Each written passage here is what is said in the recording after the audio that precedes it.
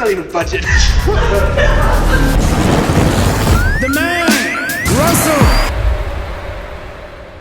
Hey everyone, this is Russell Brunson. I'm here in our wrestling room right now with a bunch of my kids and cousins and friends. We've got a special guest in town in Boise today who I just got done wrestling, which was so much fun. I wanted my kids to get to know him and hear some of his stories and stuff for so many reasons. And so I love to kind of begin with, if you want to tell them a little about your story. Yeah, great. It's pretty open-ended when he says share your story. I got a long story. And so I'm 24 years old. In 1996, my mom went in for a late ultrasound. They sat my parents down and said, something's really wrong. And they said, from the looks of it, it doesn't look like your baby's limbs are being developed. It looks like he's missing his legs, his arm, and his face might be messed up. Clearly, my face isn't messed up, right? And what they did was they classified me with what they call hand-heart syndrome. And hand-heart syndrome is a super rare genetic disorder that either leaves the babies with undeveloped limbs or undeveloped organs. And so that means the babies are either born with a heart that can't beat on its own, or their stomach can't, process food on its own, and they later on pass away. And so they told my parents that their baby boy has about a 30% chance to live. And my parents made a massive promise.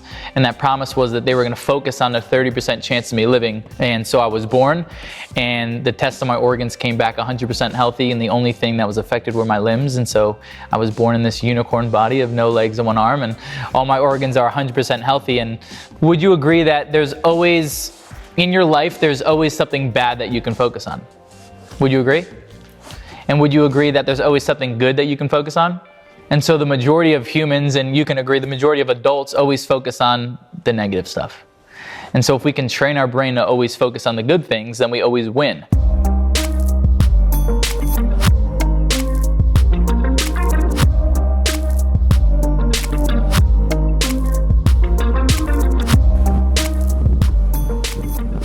This is the accelerator and the brake. So I usually push forward for acceleration, and I pull back on brake. Everything was hard. When I was born, everything was hard, right? And so I always tell people, if you, going into business or entrepreneurship, if you have a bad relationship with failure and rejection, this is the wrong thing for you, because we're gonna experience it all the time, right? And so failure is feedback. Like Don was saying, the faster you fail, you tweak and you come back and you figure out what can you learn from it. The majority of people, though, they ask the disempowering question: why did I fail? And why does this happen to me? Yeah, what's wrong with me, right? And the way that our brain works is it's a problem solver. So if you ask a bad question, you're gonna get a bad answer. And so I like to ask, even teach the kids this, is what did I learn from this? And that way you take a winning lesson from it. And there's a quote by Nelson Mandela that I love. He says, in life I don't lose, I only win or learn. But it's our job to program our brain to win or learn. We don't just always win or learn, right? And this is, I think, will tie into, I know what a lot of the conversation today is going to be about. So my junior year, I came into the season, I was like, I was going to be state champ. That was my goal. I was ready. And the very first match, I went against a kid who took second the year before. And I was like, okay, this is my shot to prove that I'm as good as I think I am in my head, right? And I go out there and I wrestle him, and I get beat pretty good. And it was just devastating. And my good old dad is there with the video camera, films the whole thing. And I get home that night and I just, just depressed. I want to go hide and just super embarrassed.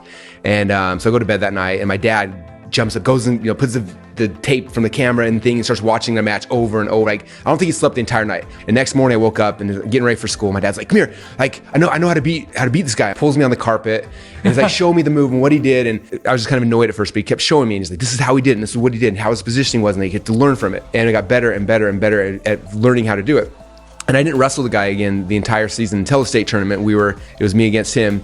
And my dad's like, all right, you've wrestled him every morning and every night for the last 4 months. We know how to beat him. Not only did I beat him, the move that he beat me with is the move that I beat him with. I had gotten so good at his moves, countering my dad, practicing with it.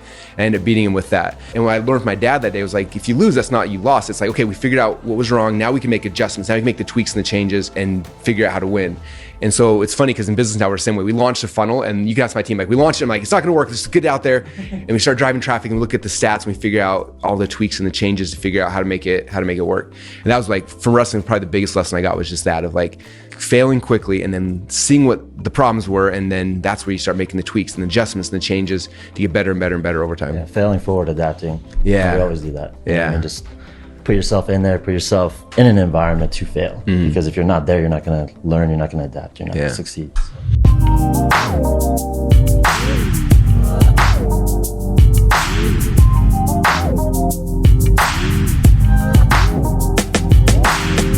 one, because like one of the things I think a lot of us people don't do is like, we dabble in things, right? Like, oh, we'll try this, I'm gonna try this and try this. But when you decided I'm gonna be a bodybuilder, it wasn't just like dabbling, right? You shifted your environment, you shifted everything. Go talk about kind of the process there and what you did to be successful. Yeah, what humans have, we all have it, is shiny object syndrome.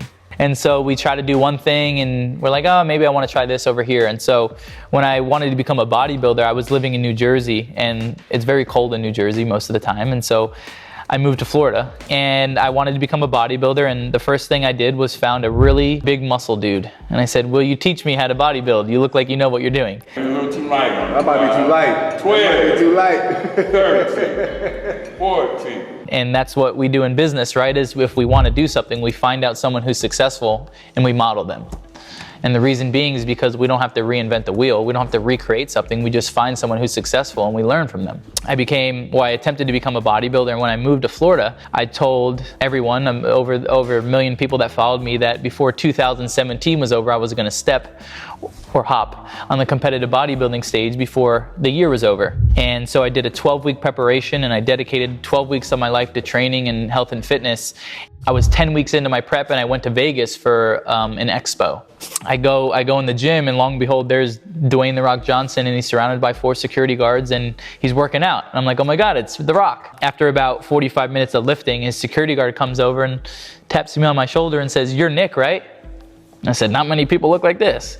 I'm Nick." And he goes, "Can Dwayne meet you?" I was like, "Dude, bring him on. I've been waiting all this time." And so, they bring me over into the corner and they bring The Rock over, and The Rock gets on my level, or tries his best to get on my level. And he goes, "Dude, I'm such a big fan. Can I have a picture with you?"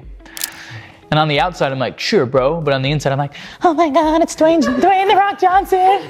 Right? Fangirling. I blurted out all my goals to him. I said, I'm going to be the first Calvin Klein model with no legs. I'm going to write a book. I'm going to speak all over the world. He said, "Nick, you're right. Because people like you and I, they put us in any industry and we adapt and overcome." After that, I went back to Florida and I competed in bodybuilding against full-bodied guys. And I took third.